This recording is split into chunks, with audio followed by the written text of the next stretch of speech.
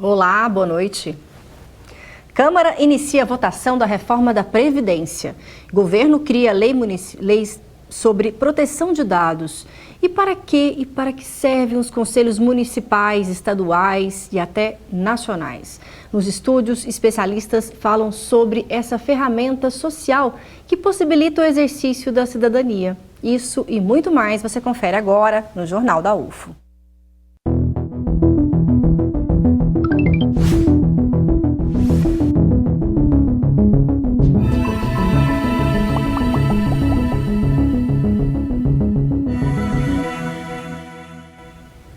O projeto Paralela do curso de dança da UFO está com inscrições abertas e para entender melhor sobre esse projeto, o repórter Júnior Caritel tem mais informações. Confira.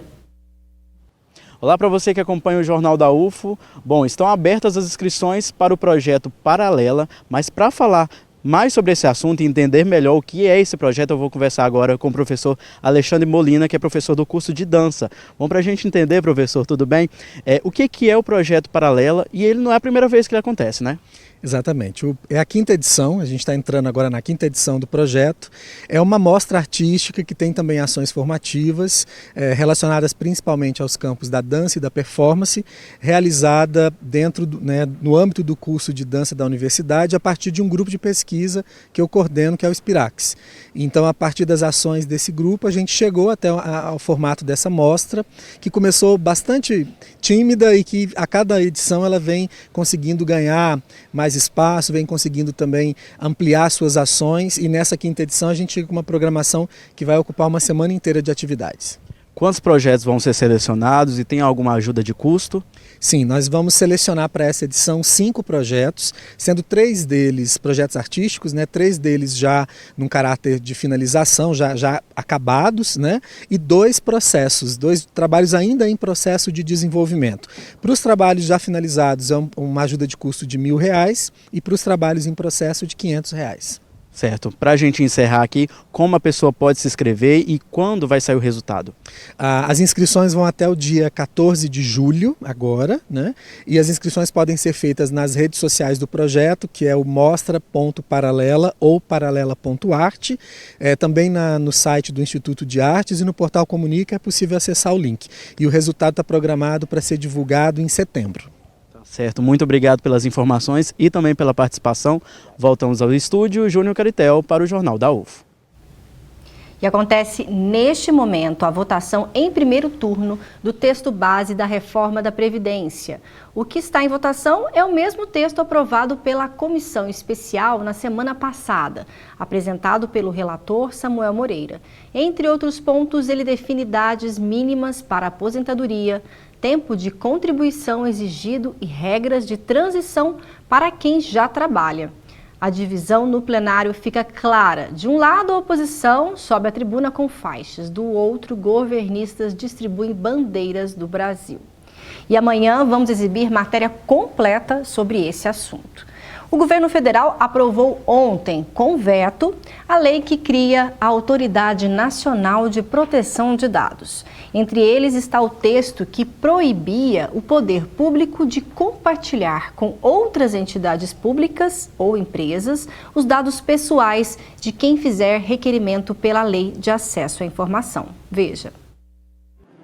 Quem nunca passou por essa situação? É estranho, porque todo mundo agora tem o nosso celular e manda uma mensagem. Eu entrei no site para poder fazer um download de alguma coisa assim, começou a pedir muitos dados, eu cancelei e procurei outro meio de obter o que eu precisava. A partir do ano que vem, nossos dados pessoais estarão mais protegidos. É o que promete a Lei Geral de Proteção de Dados. Discutida por 8 anos, ela regulamenta como as informações dos brasileiros podem ser usadas por empresas e governo. Hoje, o presidente Jair Bolsonaro sancionou a medida provisória que cria a Autoridade Nacional de Proteção de Dados, responsável por editar e fiscalizar as regras desta nova legislação. A MP havia sido vetada na gestão de Michel Temer. Um exemplo de como isso vai funcionar na prática está nesta lanchonete. Você toma um café, paga a conta, pede o CPF na nota fiscal. O caixa vai precisar do documento para emiti-la, mas se ele for usar o dado para outros fins, como publicidade, terá que pedir a minha autorização. Você vai lá numa loja, você dá suas informações e aquelas informações, elas ganham vida e passam a ser compartilhadas aí com inúmeras empresas e você nem tem ciência de que aquilo está acontecendo. Não é que isso vai acabar, mas isso vai ser muito mais claro para a gente. Então, por exemplo, quando eu entregar ali os meus dados, eu vou ter que ter acesso a um documento, a alguma informação que contenha lá, por exemplo, com quem aquelas empresas compartilham os dados. A lei também protege as informações específicas, como as de saúde e de redes sociais. O descumprimento prevê multa diária de até 50 milhões de dólares. A lei brasileira é parecida com a europeia. No começo deste ano, o Google foi multado em 50 milhões de euros, depois que a justiça francesa considerou falta de transparência com os usuários sobre o trato dos dados pessoais. Hoje, se você quer ser uma empresa aí de fato inserida na economia digital, você precisa demonstrar preocupação com a proteção de dados, porque você vai ser exigido dos seus fornecedores, dos seus clientes, inclusive em contrato, que haja declarações de sua parte que você protege aquelas informações. A participação social é imprescindível para o exercício da cidadania. E dentro dos conselhos, a população pode verdadeiramente exercê-la participando da construção de políticas públicas, leis, ações e tudo que diz respeito sobre a cidade em que se vive. Veja na reportagem. Como atua um conselho? Seja para criança, idosos, existe sempre um órgão que ampara quem precisa. Em Uberlândia, esse trabalho existe. A Casa dos Conselhos é uma das mais antigas do país, criada em 1991. Esse conselho, hoje é constituído de 18 membros de forma paritária, sendo 18 representantes da esfera governamental e 9 representantes da sociedade civil, que são eleitos ou escolhidos em fórum próprio, como consta na lei de criação do Conselho, e que tem um mandato de 2 anos de forma voluntária. Esta aqui é a Casa dos Conselhos, localizado no bairro Saraiva, onde pessoas com deficiência, idosos, mulher e crianças podem procurar auxílio de segunda a sexta-feira, de meio-dia às 6 horas da noite. Esse espaço é chamado de Casa dos Conselhos, é um espaço fornecido pelo governo municipal, com a estrutura, mobiliário, pessoal de estrutura administrativa, para que os conselhos tenham condições de funcionar. O Gilmar é presidente do Conselho Municipal de Pessoas com Deficiência. Existente desde 2002, ele destaca as inúmeras conquistas. A gente pode citar algumas conquistas, eu acho que principalmente aqui no município, que foi a questão dos 100% da frota de transporte coletivo com acessibilidade. Nós conseguimos isso em 2009, tínhamos o prazo até 2014, segundo a legislação federal, e num trabalho conjunto entre o Conselho, a Prefeitura e o Ministério Público, nós conseguimos fazer com que, a partir de 2009, nenhum veículo de ônibus do transporte coletivo fosse inserido no sistema sem a devida acessibilidade. São de vitórias e apoio a grupos que precisam de ajuda que os conselhos fazem um trabalho importante que é capaz de mudar vidas. Nossa produtividade foi muito boa, primeiro porque nós temos conselheiros atuantes, as instituições são atuantes, né?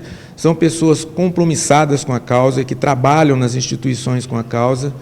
E, por outro lado, a gente teve essa produtividade até mesmo porque nós tivemos do nosso lado todos os órgãos que pertinem ao processo. Prefeitura, Ministério Público, enfim, todas aquelas pessoas que podem contribuir com o processo de garantia dos direitos da pessoa com deficiência. Todos que declaram imposto de renda, ele tem condições de fazer uma destinação para o Fundo Municipal do Idoso do município de Uberlândia. Funciona da seguinte maneira: ao preencher a declaração de imposto de renda, o campo que é imposto devido, seja ele a restituir ou seja a pagar, pessoas físicas podem destinar 6% ao Fundo Municipal do Idoso, que é um recurso que, ao invés de ir para o Tesouro Nacional em Brasília, ele vai ficar aqui no fundo, que é do município de Uberlândia, E o contribuinte, inclusive, ele tem a condição de acompanhar aonde esse recurso estará sendo aplicado. Com certeza tem um papel fundamental e é sobre esse assunto que hoje nós trazemos como destaque em nosso jornal. Para conversar sobre esse tema tão relevante, os conselhos municipais, convidamos o Abraão Nunes da Silva, que é conselheiro nacional da saúde. Boa noite, Abraão. Boa noite. Boa noite também o Cidelmar Pereira, que é presidente do Conselho de Alimentação Escolar, conselheiro municipal de Uberlândia. Boa noite, Boa noite. Boa noite. Bom, queria, para a gente começar a nossa conversa, vamos reforçar aqui quais são as principais, então, atribuições, funções dos conselhos municipais, Cidelmar? Olha, conselho é um local onde o cidadão pode lutar pelos seus direitos de forma instituída, de forma legal, e ele representa diversos segmentos, né?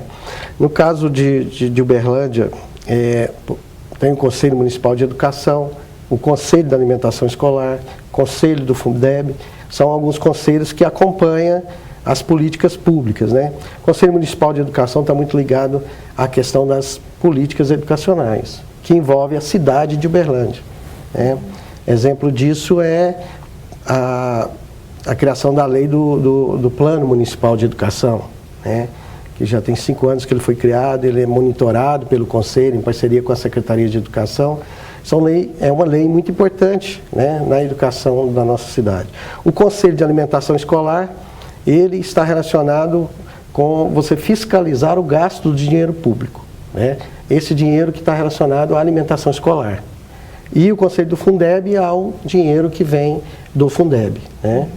Então, estas são as funções importantes dos conselhos. Então, fiscalizar e também propor ações, no caso de leis?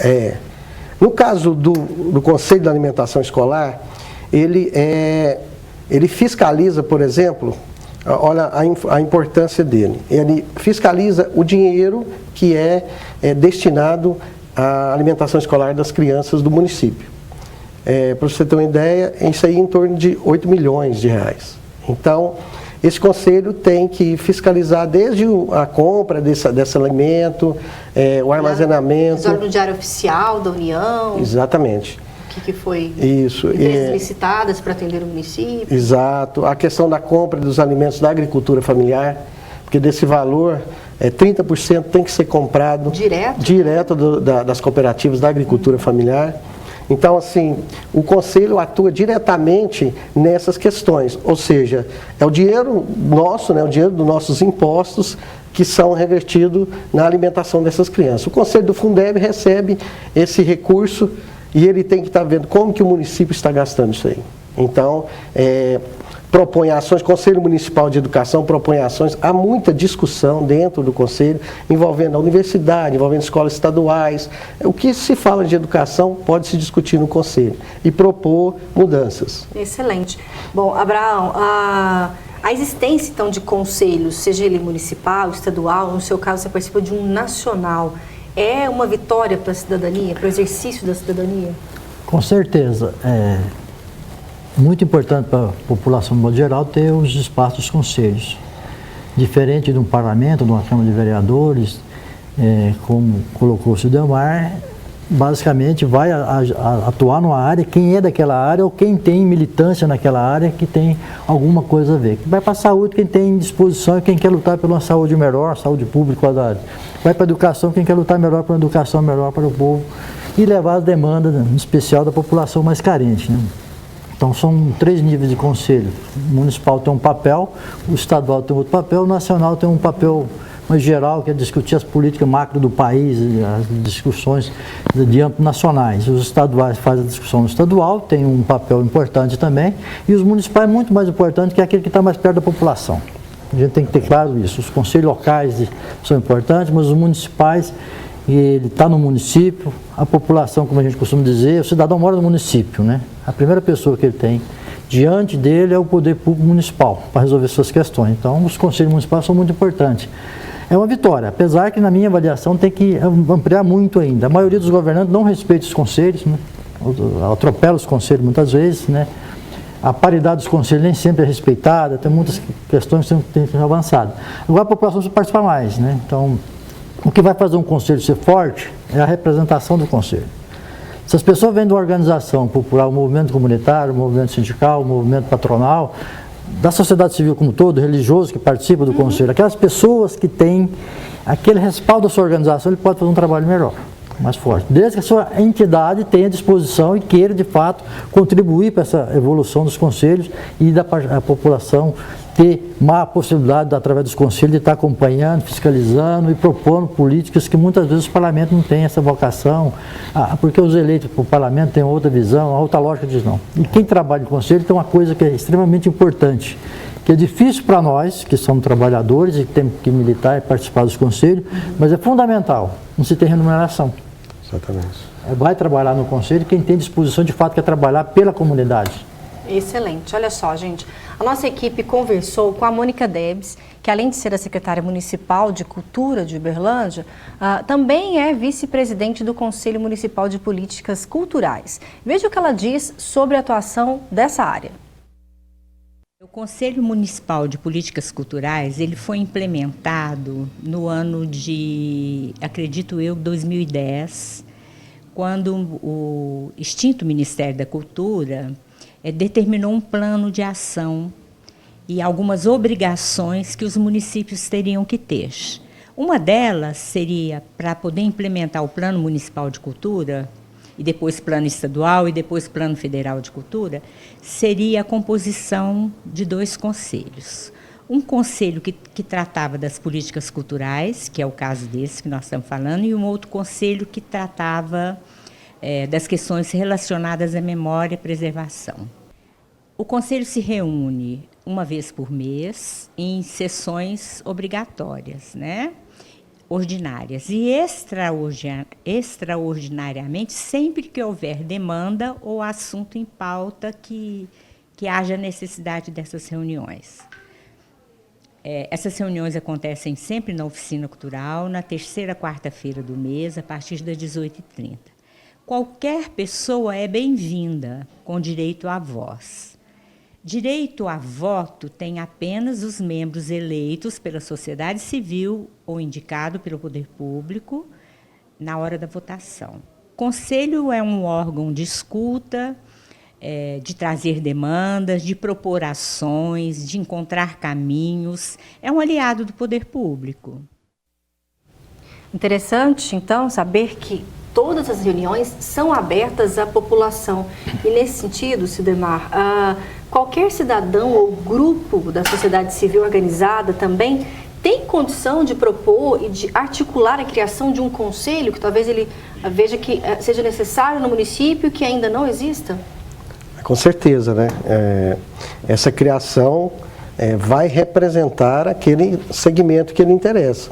Como o colega falou, é importante que essa pessoa tenha um perfil, é um trabalho voluntário, você não vai ganhar remuneração com isso, mas pelo contrário, mas você vai ganhar muito mais, porque você está ganhando em investimento naquele segmento que você representa, né? Na área da educação, pensa para você, o Conselho de Alimentação Escolar, ele acompanha o gasto do dinheiro. Nós temos aqui em Uberlândia mais de 60 mil crianças que se alimentam na escola municipal. E tem crianças que esse alimento, às vezes, é a alimentação do dia, porque a escola municipal é uma escola pública que atende a criança muito carente. E, então, você imagina o tanto que esse trabalho é importante, fazer com que esse conselho funcione corretamente, que o dinheiro seja aplicado de forma correta. E são diversos conselhos que tem hoje em Uberlândia, se não me engano, Sim. são 12 conselhos? São diversos, exatamente o número eu não me lembro. Mas... E a questão também, tirando o conselho tutelar, que tem remuneração, não é isso? É um conselho diferente. No caso do conselho tutelar já tem que ter uma dedicação, a pessoa já é remunerada, né? Recebe um salário, ao contrário dos outros que... E até para ser conselheiro tutelar, tem todo um processo seletivo. Tem um processo seletivo, é bem exatamente. diferente dos outros conselhos, então é importante a gente deixar claro isso. Os outros conselhos são os diversos segmentos interessados. Conselhos da alimentação envolve pais de alunos, envolve representantes das associações de moradores. Tem o de idoso, o da mulher, né? Uberlândia tem muitos conselhos que estão abertos, então, à participação. E também gostaria de te perguntar agora, nesse caso, Abraão, apesar de estar na Constituição, né, prever a participação popular na deliberação de alguns temas, na criação de ações e leis, é justamente na lei orgânica do município que estão mais detalhadas essas informações do Conselho? Sim. Alguns municípios mais, outros menos, né? Que a lei orgânica muda de município para município e cada gestor, cada Câmara Municipal tem lá seus interesses para discutir isso. A importância desses conselhos está colocado na legislação pelo seguinte, um exemplo claro, você pega, por exemplo, a comunidade científica, que dificilmente elege parlamentar, porque não é perfil deles, mas ela é importante no conselho para discutir a questão ambiental, a questão da educação, da saúde, da segurança alimentar, né? Haja visto aí o absurdo que o presidente fez em destruir o Conselho de Segurança Alimentar, um dos conselhos mais importantes que tem, um conselho que levou a questão dos agrotóxicos para discussão dentro disso, né? Que trouxe essa questão da parceria, em especial com a educação, com a saúde, do alimento saudável, de levar para o seio da discussão do governo federal, é uma discussão que muitas vezes não é levada, que é a qualidade dos nossos alimentos, né? Isso é fundamental. Então tem conselho de meio ambiente que são muito importantes. Então você precisa muito de pessoas que são, uma vez, especialistas e outros que são militantes mesmo, são pessoas populares, mas que são militantes, né, por uma área, que ele não vai ter representação em Congresso Nacional, mas ele tem os espaços. Então, esses espaços é fundamental para isso, onde a gente elabora as leis, propõe leis, a fiscalização, é muito especial para os conselhos, é a proposição. Fiscalização é fundamental, qual o Conselho de Segurança Alimentar, o papel dele específico é fiscalizar. Se está sendo cumprido isso. Eu lembro quando eu era jovem no meu município, de ver toneladas de aveia, por exemplo, ser jogada fora, porque não aplicava, não tinha merendeiro nas escolas, jogava fora. Os fazendeiros lá levavam, dava para os animais comer. Hoje não acontece isso em função dos conselhos. Se o conselho funcionário vai vetar isso, né? E a população começa também a aprender isso. Os conselhos têm um papel educativo muito forte, dessa relação da comunidade com a gestão pública. Sim. Então, assim, é fundamental que a população participe através de sua organização. Quando eu falo de organização, não é para tirar do cidadão. O cidadão pode participar dos conselhos também, né? Mas quando tem uma entidade, uma associação, um movimento que dá respaldo, ele fica mais forte. Sim. Fortalece a participação nesse sentido. E a gente convida que toda a população, de modo geral, que várias reuniões dos conselhos que participem, né? O Conselho Nacional de Saúde, por exemplo, tem uma dinâmica, lá tem dia que não cabe de gente em volta. Né? E o que os conselhos podem fazer para ajudar, então, a melhorar a divulgação desse trabalho e também esses convites para que a população possa participar efetivamente? O que você acha que a gente pode fazer para melhorar isso? Digamos assim, é o tendão de Aquiles dos conselhos. A dificuldade de recurso para você vender, né, a sua mercadoria, digamos assim. O conselho tem dificuldade para isso. Os conselhos, por exemplo, do CAI e do Fundeb, ele é instituído por legislação federal. Então, o governo, o prefeito, para ele receber esse recurso, ele tem que criar os conselhos. Então, ele tem que comprovar para o governo federal que ele criou os conselhos e que esse conselho está fiscalizando. Porque se não criar, ele não recebe o recurso. É papel, então, do gestor público, então, exatamente. No caso, também dar subsídios para que esse conselho exista. Exato. Não, toda a estrutura, o prefeito, ele tem que fazer essa manutenção. Tudo o que o conselho precisa, o prefeito tem que disponibilizar. Mas assim, com relação à divulgação, a gente requer mais recursos. E a grande parte dos conselhos tem essa dificuldade. Porque são pessoas, por ser um trabalho voluntário, a maior parte das pessoas trabalham nos seus serviços normais e dedica parte da sua vida aos conselhos. Então não tem tanto tempo disponível, né, para fazer esse trabalho de divulgação. Sem recurso já fica mais difícil, né? Mas na prefeitura eles podem buscar sim informação de todos os conselhos, onde eles atuam, telefone de contato do presidente, é também papel prestar todas essas informações, né? Sim, tanto as secretarias competentes como os conselhos em si. É um grande gargalo que nós temos, essa questão de E aí eu já aproveito para parabenizar a iniciativa de vocês, que a gente não tem muito espaço no meio de comunicação. Sim. Porque a gente traz uma versão diferente, nós não mexemos com dinheiro, né? Com exceção do Conselho Tutelar, nós somos todos voluntários. E tem que ser assim na minha avaliação. É difícil, mas tem que ser assim, porque é mais puro, é mais sadio o Conselho ser assim. Com certeza. As pessoas participar. Agora, nós temos que ter claro o seguinte, nós temos uma cultura dos nossos políticos ainda atrasada, não tem medo da participação popular, porque, de certa forma, os conselhos inibem muitos atos de corrupção. Quando o conselho age corretamente, os conselheiros têm a disposição e a coragem de fazer alguns enfrentamentos que tem que ser necessário fazer, Por quê? Porque a população começa a saber, você pode, enquanto conselheiro, passar para a sua entidade, a entidade levar adiante, nós fazemos isso na CMP, das discussões, das demandas que tem. Quando eu vou para a reunião em Brasília, por exemplo, né, diante da pauta que tem, eu tenho por obrigação consultar a minha entidade, discutir com a minha direção, aquilo que é mais importante, como eu devo votar, como não devo votar. Não eu chegar lá e votar como eu quero. Eu tenho uma representação. Isso faz com que as coisas sejam mais transparentes, né? Por exemplo, se não fosse o Conselho Nacional de Saúde, a gente está lá, por exemplo, nós não tinha conhecimento, porque a grande mídia não mostra isso, eu falo para vocês que o Ministério da Saúde deixou de pagar, o ano passado, 12 bilhões.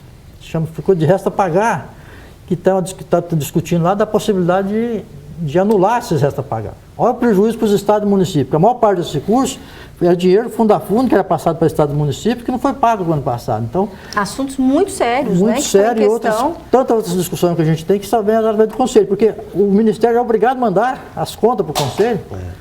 O Conselho tem que aprovar o relatório de gestão, né? Tem que aprovar a proposta, né? Quando elaborar, ajudar a elaborar, discute toda a programação da saúde para o ano seguinte. Primeiro faz o plano plurianual, depois todo ano você tem que fazer a discussão do ano seguinte, tudo, e depois a gente tem que fazer a avaliação dos gastos que teve. Né? Bom, é uma pauta extremamente importante, um trabalho de muita responsabilidade de todos os membros, de todos os conselheiros, e é legítimo, né? É necessário. Então, eu me sinto também orgulhosa de trazer esse assunto aqui hoje para o Jornal da UFO. Espero que a gente volte a falar mais sobre isso. Agora, será que as temperaturas vão diminuir na nossa região? Confira como fica o tempo em Uberlândia e outras cidades de Minas nesta quinta-feira.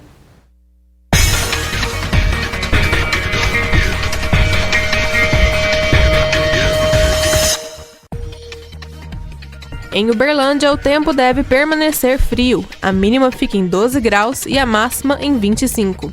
Quinta-feira predominantemente ensolarada em Patos de Minas. Por lá, as temperaturas variam entre 12 e 25 graus. Previsão de tempo gelado em Monte Carmelo. A temperatura mínima deve chegar a 12 graus e a máxima fica em 25 graus. Ituiutaba também deve ter uma terça-feira fria. Os termômetros apontam temperatura mínima de 12 graus e máximas de 29. Já em Araxá, o céu fica ensolarado, mas as temperaturas também permanecem frias. A mínima pode ficar em 11 graus e a máxima chegar a 26. O Instituto de Ciências Agrárias do campus de Monte Carmelo tem desenvolvido diversas pesquisas. Uma das áreas em que os pesquisadores têm se dedicado a estudar é a fitopatologia. Quer saber mais sobre esse assunto? Então confira agora no quadro Campi Avançados.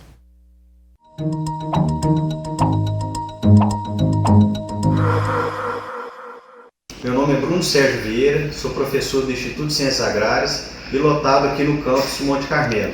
Eu leciono disciplinas para o curso de agronomia aqui de Monte Carmelo e também para o mestrado acadêmico em Agricultura e Informações Geoespaciais. Trabalho e desenvolvo pesquisa aqui no LAMIF, Laboratório de Microbiologia e Fitopatologia, onde são desenvolvidas uma série de pesquisas relacionadas a controle biológico de doenças de plantas e controle biológico de plantas daninhas. Um dos trabalhos que nós temos desenvolvido há mais de 3 anos em parceria com a Lallemand, que é uma empresa canadense que tem uma unidade em Patos de Minas, é um projeto que está vigente com a seleção de rizobactérias, ou seja, bactérias que vivem no solo, que visam a inibição da germinação de plantas daninhas problemáticas na agricultura, que são resistentes a glifosato. Então esse é um dos projetos que a gente tem desenvolvido, é um projeto de inovação que pode gerar futuramente um produto comercial inovador para a agricultura. Bom, o nosso jornal está chegando ao fim. Gostaria de agradecer muito a participação de quem nos assiste também pela live no Facebook, nossa transmissão também pelo canal do YouTube. E tivemos 3 comentários no Facebook, não vai dar para ler todos, mas gostaria de destacar aqui o da Cleiciane. Ela pergunta o que poderia fazer para melhorar a divulgação dos conselhos e se todas as gestões poderiam colocar nas mídias sociais, divulgar nos canais gratuitos, o que está sendo feito, né, o trabalho. Então fica a dica também para que os conselhos possam também usar os canais de mídias sociais para divulgar o trabalho. Agradeço muito aqui a participação hoje do Abraão, né, que é Conselheiro Nacional de Saúde. Muito obrigada pela sua participação, viu? Nós agradecemos, estamos à disposição. Muito importantes que recebemos hoje, e do Cidelmar Pereira, que é Conselheiro Municipal de Alimentação Escolar. Muito obrigada, viu? Eu que agradeço, estamos à disposição. Tá, joia. O Jornal da UFO desta quarta-feira fica por aqui. Obrigada pela sua audiência, tenha uma excelente noite, eu te espero amanhã. Tchau.